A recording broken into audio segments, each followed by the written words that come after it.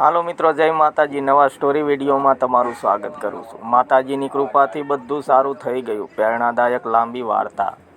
ગુજરાતના એક નાનકડા ગામમાં રમેશ નામનો યુવાન રહેતો હતો। તે ખૂબ મહેનતી હતો, પણ છેલ્લા થોડા વર્ષોથી તેના જીવનમાં મુશ્કેલીઓનો પહાડ તૂટી પડ્યો હતો।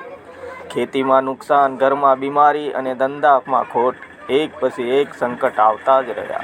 રમેશની કુળદેવી હતી ખોડિયારમાં। તેની માં હંમેશા કહેતી, બેટા, જ્યારે બધા રસ્તા બંધ થઈ જાય ત્યારે માતાજીનો દરબાર ખુલ્લો હોય છે।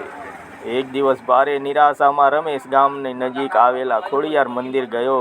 ત્યાં દીવો પ્રગટાવ્યો અને માતાજીના ચરણોમાં માથું નમાવી બોલ્યો, હે માતાજી, હું થાકી ગયો છું, હવે તમારો સહારો જ છે મારો।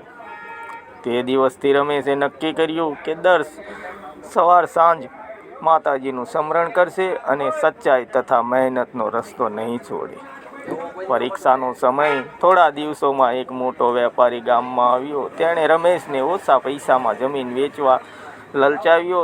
જો રમેશ જમીન વેચી દે તો થોડો રાહત મળી જાય, પણ લાંબા ગાળે તે નુકસાનકારક હતું। રમેશને માતાજીને યાદ કરી વિચાર્યું, સાચું કામ કરું તો માતાજી જરૂર મદદ કરશે। તેણે લાલચ છોડીને જમીન ન વેચી।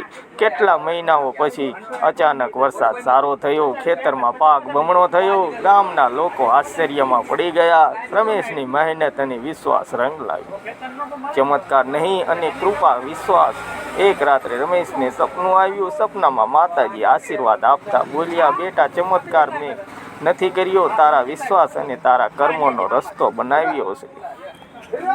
સવારે ઉઠીને રમેશની આંખોમાં આંસુ હતા, પણ દિલમાં શાંતિ હતી। તે સમજી ગયો કે માતાજીની કૃપા એટલે હિંમત, સકારાત્મક વિચાર અને સચ્ચાઈનો સાથ। અંતિમ સમય પસાર થયો। રમેશ ગામના સફળ ખેડૂત અને સારો માણસ તરીકે ઓળખાવા લાગ્યો। તે હંમેશા કહેતો, માતાજીની કૃપા એટલે આપણો વિશ્વાસ અને સારા કર્મ। જ્યારે દિલથી પ્રાર્થના કરીએ અને સાચા રસ્તે ચાલીએ ત્યારે દુઃખ પોતે જ દૂર થઈ જાય છે। શિક્ષા, મુશ્કેલી જીવનનો ભાગ છે, પણ વિશ્વાસ અને મહેનત સાથે ચાલીએ તો માતાજીની કૃપા બધું સારું થઈ જાય છે। જય ખોડિયારમાં। વિડીયો સારો લાગ્યો હોય તો લાઈક, કમેન્ટ, શેર કરવાનું ભૂલતા નહીં। મળશું બીજા વિડીયોમાં। ત્યાં સુધી જય માતાજી।